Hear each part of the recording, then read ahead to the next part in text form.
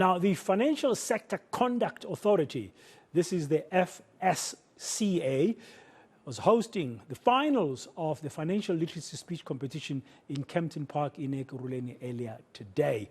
The competition is aimed at grade 11 pupils from non-fee paying schools and focuses on subjects in the commercial stream, including business studies, economics and accounting. Lyndwill Clarke, the head of the Department of Consumer Education at the Financial Sector Conduct Authority, joins us now to tell us a little bit more about this competition. Lyndwill, welcome to today and thank you very much for your time. I understand that the finals are done and dusted, but before you tell us about how they went, just tell our viewers, what is the primary objective of this competition? Thank you, Dan, and good afternoon to everybody. So the primary objective is to promote financial literacy in schools, first of all. I think secondly, to promote careers in finance. We have seen that not a lot of learners choose actually careers in finance.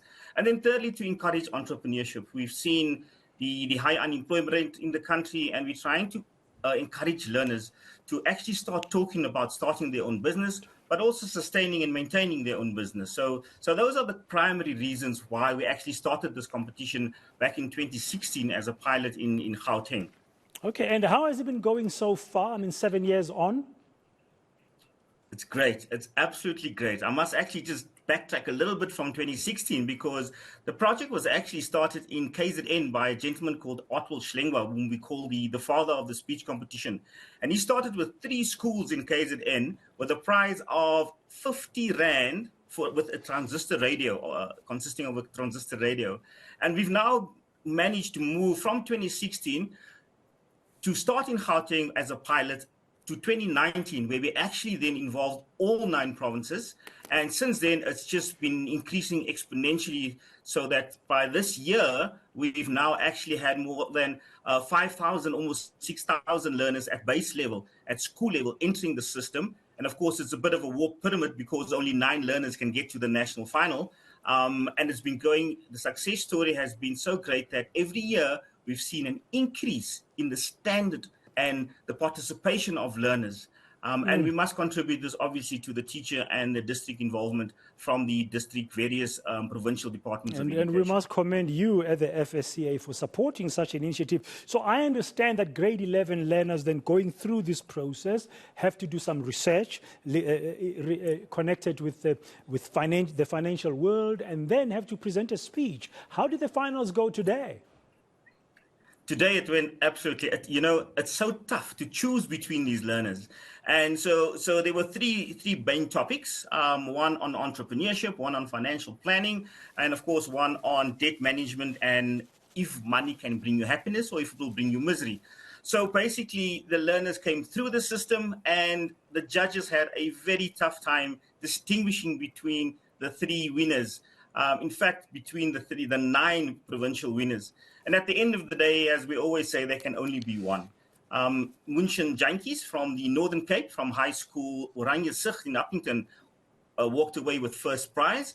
And I'll speak a bit more about the prizes in a bit. Secondly, we had Kalado Mabundo from Teto Secondary in the Free State. And third, we had Khogelo Mafa from Mtloboni Combined School in Limpopo. It was hotly contested, so much so that one judge was saying one of the learners was so good, she was running out of points to actually allocate to the learner. So yeah, it went extremely well. And every year we see, like I said, the standard is just increasing with the amount of effort the learners put in. There's 5 categories. So they do presentation, they do research, they do content development, a conclusion, and then the way they present. And we often look at how they take their research and mix it with the actual content. And this year we noticed that there was a lot of research done and learners actually knew what they were talking about. Just on the non-fee paying schools, Dan, so we actually went into these communities, and mostly it's just learners from impoverished communities, and we've actually realized that we need to uplift and provide them with the opportunities to actually get to a point where they can actually get the opportunity to, 1, win prizes, and 2, The final prize is a bursary of their choice for the top 3 learners. So each of the top 3 at the university of their choice. So each of the top 3 today, each of the top 3 grade 11 learners today in this competition have walked away with the bursaries for them to support their tertiary education at a university of their choice. Yes, so we actually decided, we have to close the loop. We can't just talk about a speech competition. It has to be a little bit more.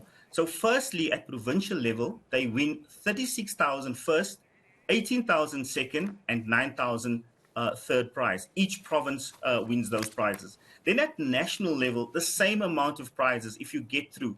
So the winner today actually wants an investment prize of 72,000 Rand, which we then invest on behalf of the learner at one of the investment companies. The learner then has to go through grade 12, and if he or she passes grade 12 with an exemption, they then get access to the bursary, which amounts to about 500,000 Rand, and this pays for accommodation, it pays for books, it pays for tuition, it also gives the learner a bit of a stipend to live off every month. So it's a full board. It's a full thing, yeah.